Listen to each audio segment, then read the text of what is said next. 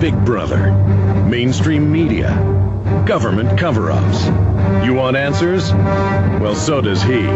He's Alex Jones on the GCN Radio Network. And now, live from Austin, Texas, Alex Jones.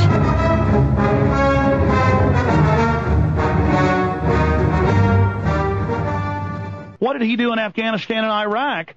I mean, and they... Right, and what's he preparing to do in Iran and Lebanon?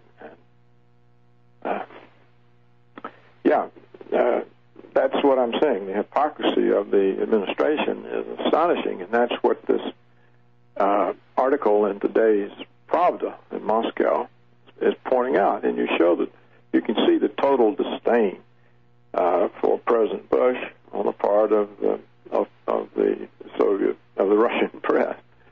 Now, what I think is that the Russians, being far more reasonable people than the Bush administration, may be suckered in by the European members of NATO into ending this and pulling out, in which case the Russians will be further betrayed.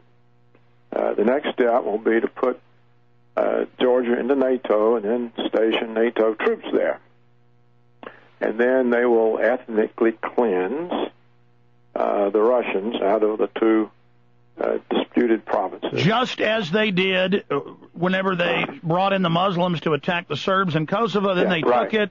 Then they said, don't worry, we're not going to break it off. And they did that last year. Right. Now, you see, Americans being basically unaware and gullible people, my understanding is that this disputed area, or both disputed areas, were originally part of Russia, and that Joseph Stalin, when he was a dictator of the Soviet Union, wanted to put parts of them into Georgia, and he just did it. Because he was from central Georgia. He was from Georgia, yeah. He was from Georgia, and speaking of the devil, he was the editor of Pravda. Exactly, and at the time, Georgia was part of the Soviet Union, and actually had been part of the Russian Empire for centuries. Yes, Abkhazia and Ossetia have always been part of Russia. Yeah, and so it was the Georgian Stalin who became dictator of the Soviet Union in the 20th century. He broke off a piece of the Russian Republic of Ossetia and stuck it into Georgia. And I think he may have also taken that other disputed part on the west part of Georgia that has Black Sea. No, he did. You're right. I saw that in the history books. Yeah. So if that's the case, then these are historic. In fact, apparently the people in these places are largely Russian, and apparently even have Russian passports. So 90+%. Well, you're absolutely right. And they were snuck attacked by the Georgians, U.S.-backed. Now, when we come back, I want to get your take on the Israeli connection here, with their defense minister of Georgia and their foreign minister being openly Israelis, not even Georgians. Stay with us. Dr. Paul Craig Roberts will also talk about the nukes that Russia reportedly moved in when we get back. Stay with us.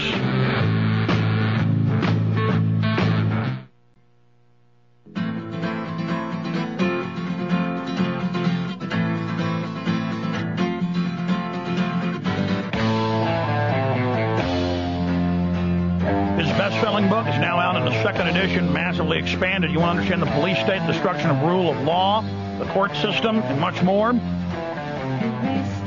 You want to get his book, The Tyranny of Good Intentions, Dr. Paul Craig Roberts. You can go to Counterpunch and so many other countless sites, as well as newspapers that carry his weekly editorials. He is our guest for this segment and the next, and Webster Tarpley joins us. Shifting gears on the Russian subject into nukes, there was a major report, well, there was a whole bunch of different reports that were in the Russian press, too many to mention. We have some of those clips we're going to play later with Tarpley.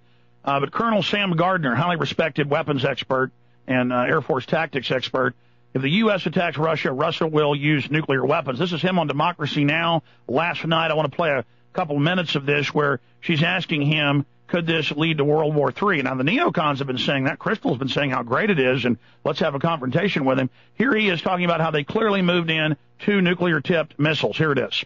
Do we have anything to fear along those lines? Absolutely. Let me just say that if you were to rate how serious the strategic situations have been in the past few years, this would be above Iraq, this would be above Afghanistan, and this would be above Iran.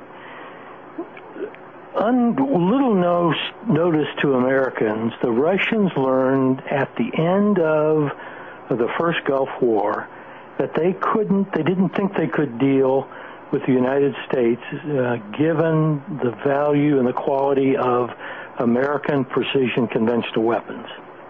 The Russians put into their doctrine a statement, and have broadcast it very loudly, that if the United States were to use precision conventional weapons against Russian troops, the Russians would be forced to respond with tactical nuclear weapons. They continue to state this. They practice this in their exercise.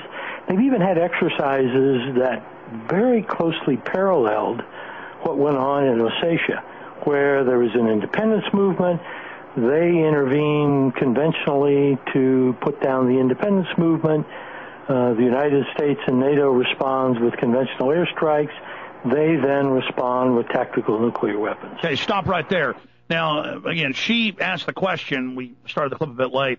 She asked the question, is there a threat of nuclear war? We've seen that in some Russian press.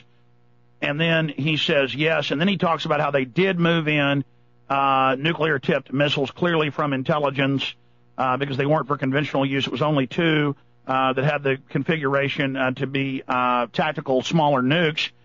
And then he talks about the U.S. didn't expect this and basically backed off, and that they didn't think Russia would do this because they handed over Kosovo. Dr. Roberts. Yeah, well, I don't know about the nuclear weapons use. I don't think the Russians would need that in Georgia because the United States is not capable of sending enough troops to Georgia to confront the Russian army. We just don't, first of all, we don't have any troops. They're all mired down in Iraq and Afghanistan. And second, we would have enormous supply problems that the Russians wouldn't have since it's their borders. I think he was talking about air attacks out of NATO bases. Well, if we attack Russia, I think Russia will go instantly on full nuclear alert. It won't be. We won't be worried about spectacular nukes in Georgia. We'll have to be worried about New York and Boston and Washington and L.A. and Chicago. And if the United States government is this insane, then they need to be dragged out quickly. But we have to just drag them out of their offices and get rid of them, because if they're actually going to attack Russia, then they're going to bring on the end of the world. I mean, well, stay there. I want to hear, because William Crystal's running around saying do just that.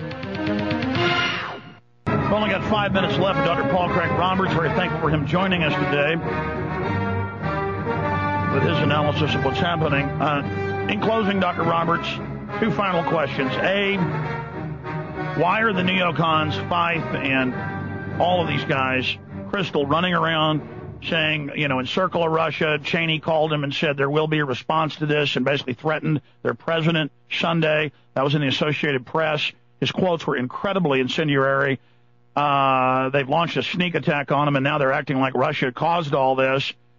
It does look like they're delusional and engaged in megalomania with all these little stunted nobodies who've never even been in the military wanting to flex their muscles. A, and then B, where do you see this going now? How do you think this worked out for the U.S., NATO versus Russia?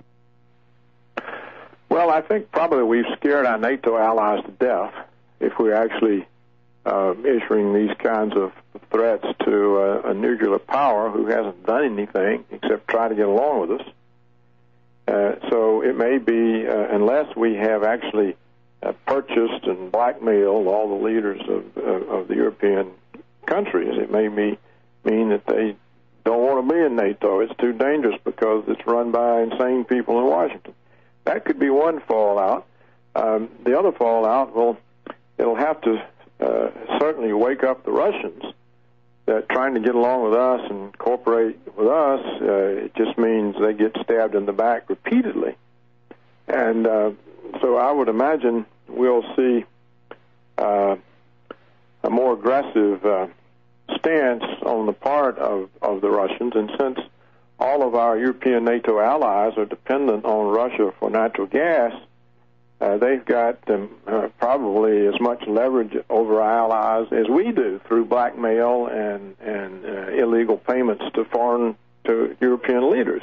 What you have told me on this program about these behaviors is really frightening. If this is actually what our so-called leaders are doing and saying, they're clearly insane.